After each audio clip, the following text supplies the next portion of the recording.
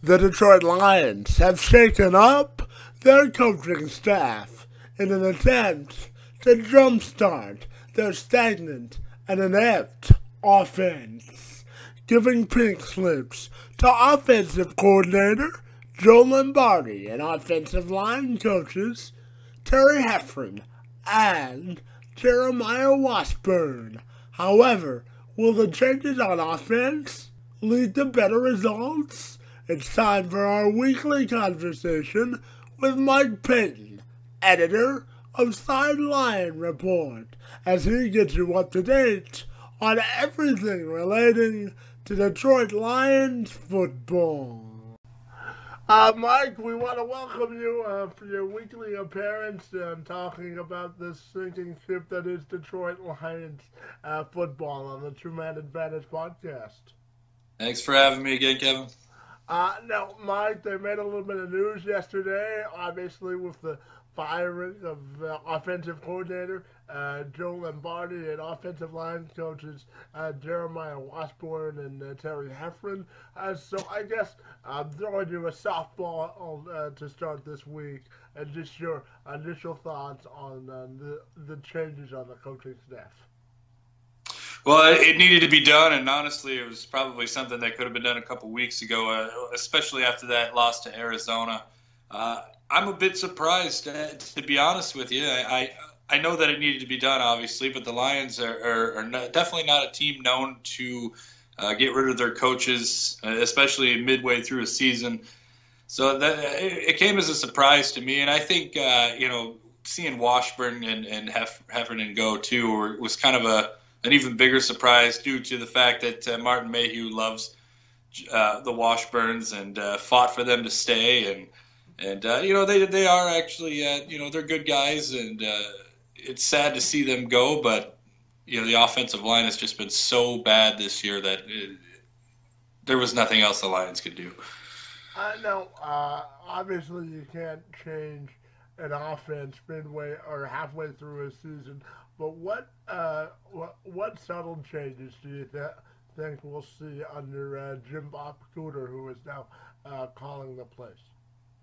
Well, at this point, I think the only thing you can really do is simplify the offense. I think you're going to see a lot less these trick plays that Joe Lombardi was trying to implement, and I think you'll see a lot less play action as well. I think you'll see Stafford in the shotgun a lot more. Now that every offensive or every defensive line in the league knows they can attack him at will, so I think they're going to stack him back there in the shotgun and give him a little bit more time to go through his progressions.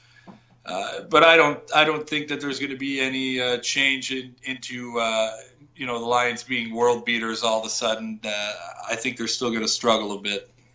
And now on the competitive part of this season, in terms of making the playoffs, is now over.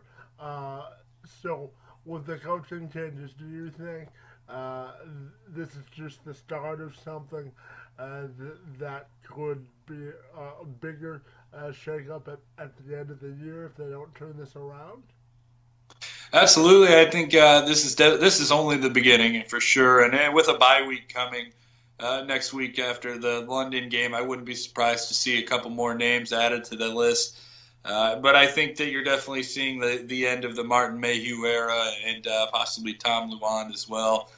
Maybe Brian Sanders. I think they clean house all the way and just start over again. Even if the Lions pulled off a miracle and won 10 straight games and squeaked their way into the playoffs, I still think that people are going to be losing their jobs after this year. This season has just been horribly mishandled, and the whole Mayhew era has been full of bad drafts and losing guys like Ndamukong Suh and just poor handling of the Lions team, and I think that it definitely warrants the loss of a few jobs.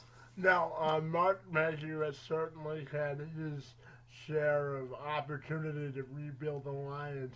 He brought them back from the depths of despair after their 0-16 season. But do you think one of the biggest problems under him is the inability to retain their draft picks and build upon the people they draft? Well, absolutely. I think one of the biggest problems is definitely retaining draft picks. But not only that, I think if you want to go into it a little deeper, the problem is not picking the right people, obviously. And your job is to build a winning team and build around your quarterback and protect that quarterback. And Martin Mayhew's never been able to do that through the draft, and certainly hasn't answered the bell in free agency in that matter either, outside of a couple of really good signings in Glover Quinn and Golden Tate. But, you go back and you look at the 2011 and the 2012 draft, and there's only 3 guys remaining from both those drafts, and only one of those players is still in the NFL, and the rest of those guys that he drafted have not played for an NFL team in over a year. Now, assuming that they get rid of everyone, what do you think is the biggest indictment on this Caldwell era? Well, I think that the culture was the big thing last year that really sold the Caldwell era to me initially. Is that this team seemed to be a lot more professional. They seemed to stop shooting themselves in the foot with egregious, flagrant penalties. But this year, I think the watermark on this whole Caldwell era is going to be that he lost the team. It may not look like it, and he may not come out and say it, but he's lost this team, and they've stopped believing in what he can do for them. And I think stubbornness is another word that you could throw in there. And when you look at everything that Caldwell's done this year, it's just been horrible. The unwillingness to make adjustments and just continuing to go forward with an offensive game plan that just was not working and wasn't going to start working at any point in time. And then Caldwell just happens to be kind of an innocent bystander there with the losses of Sue and Fairley and George Johnson and who else? It's definitely, that's what you're going to look at when you see the Caldwell era. You're going to think, this is what he does. He gets a team and makes them really good and then falls. Now, I feel that it's kind of pointless to go back over the game in Minnesota, but I'm going to do it anyway just because I want more punishment now. When you look at the game itself, they came out, scored 17 quick points. Minnesota made an adjustment at halftime, and it seemed like they blitzed every time the Lions were on offense. Is it an indictment on the coaching staff as well, the inability to adjust in-game? And you mentioned being stubborn, and I thought that Sunday was a good indication of that, because after Minnesota made their adjustments, the Lions had no answer. Yeah, it's definitely an indictment on the coaching staff. You saw Minnesota make those changes, and they decided to just go ahead and send everybody at Matthew Stafford. And the Lions never did anything to fix that situation, at least until late in the game when they moved him back into the shotgun on their second-to-last drive. And that was actually Their best drive of the second half took them all the way down to the 1 yard line, but they just couldn't punch it in. Yeah, I think you definitely blame the coaching staff for not seeing the adjustments that needed to be made, and you got to praise Mike Zimmer at the same time for doing what needed to be done. He shut down that Lions offense immediately after a really hot start. And for me, I think 3rd and 13 when you pitch it to Theo Riddick in a game that you need to come back in, and you're only down 8 points. I think that right there was the biggest deciding factor to Joe Lombardi getting fired. I think that was the final nail in the coffin right there. Why do you run that play? 3rd and 13, you pitch it to Theo Riddick when you should be going downfield. And I think the other thing is the Lions abandoned Calvin Johnson again. He was this is the one of the best wide receivers in the league and maybe of all time, and you're just letting this guy waste his talent. Now, as Calvin Johnson gets older, and so does Matthew Stafford, whoever the coach is next to, how big of a window do you think this team still has to win? Well, see, that's just the thing. I think this team has enough talent to where if they just found the right scheme and the right coaching staff, they can really make a run. The problem, as always, with the Detroit Lions is they can never seem to find that, and I think that's going to be a real issue going forward, especially bringing in a new front office and a whole new coaching staff. The Lions are going to have to learn a whole new scheme all over again.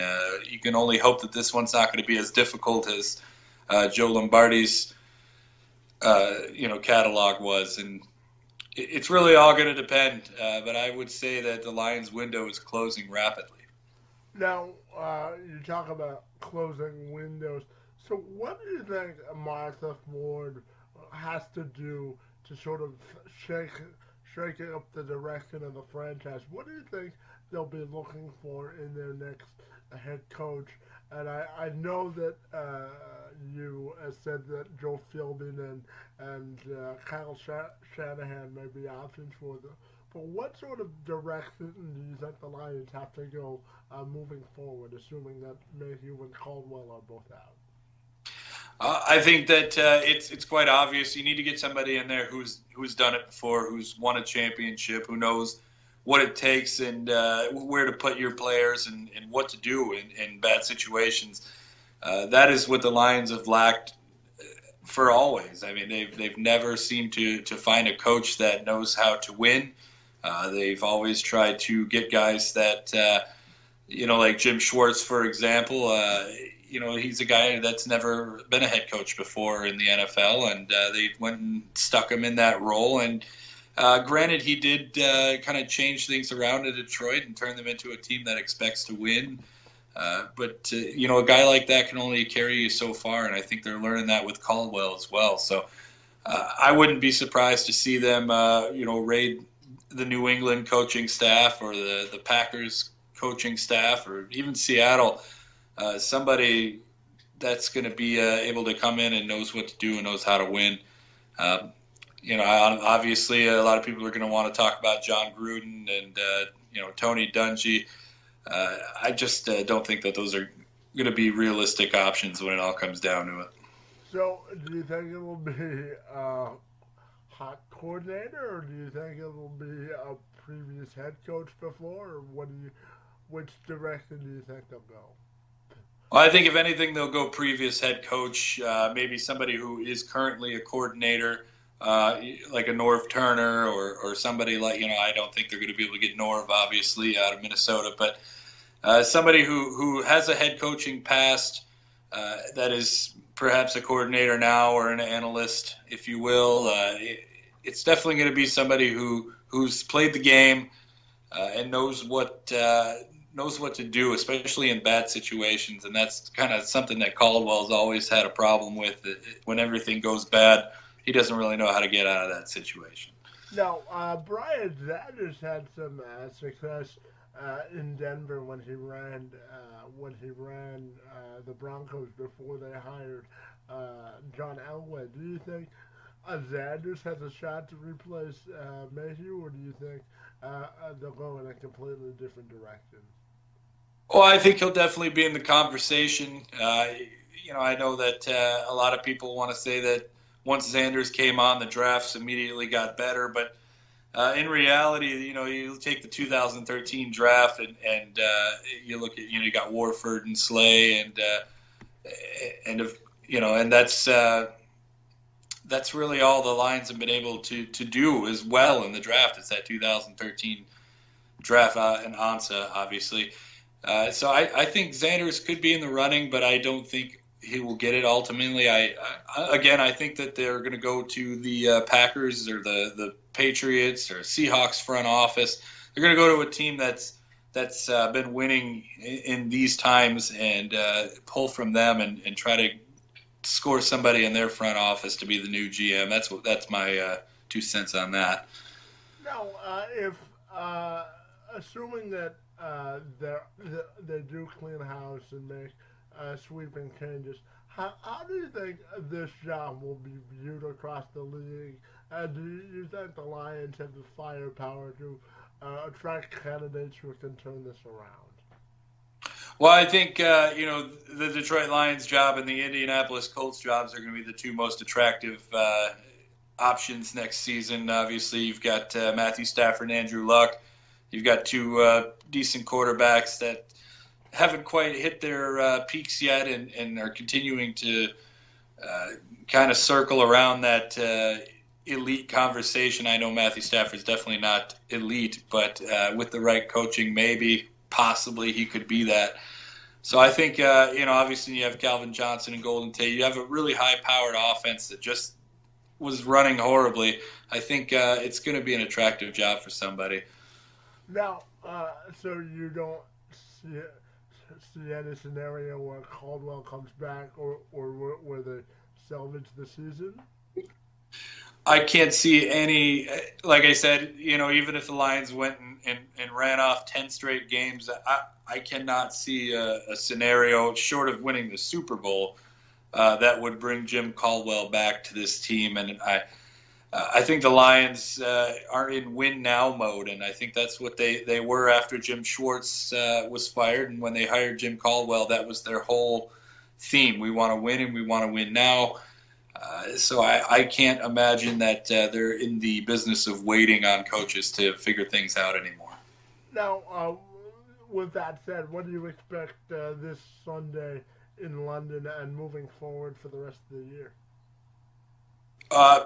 It's going to be it's really difficult to call Lions games these days because you look at a team like Kansas City that's missing Jamal Charles, that has a pretty inactive offense and a pretty decent defense, but they're by all means the Chiefs are just a beatable team completely. And but the Lions, you never know. You never know with this team. They might make Alex Smith look like he is Aaron Rodgers. So it's all going to depend on how the Lions approach this game. I think that they might be a little re-energized with Jim Bob Cooter running the show now, and they might. I think you're going to see a lot of deep shots. But I think this whole game is going to be figuring out who we are for the rest of the season. I do think the Lions could win this game, but like I said, you never know anymore. Now the Lions are tied with the Baltimore Ravens for the worst record in the league, and if the season ended today, they would have the first pick in the draft. Assuming they continue on this current trend, what positions do you see them targeting in the draft and free agency, or does that depend on who runs the show next year? Well, I think no matter who runs the show, the offensive line is going to be their first project, no doubt about it. I think you'll see them take a left tackle, maybe Laramie Tunsil, and move Riley Reif over to right tackle, which he would be much better suited in. This offensive line is definitely fixable with the right pieces in it, and I think that's what you're going to see the Lions do as soon as they get on the board.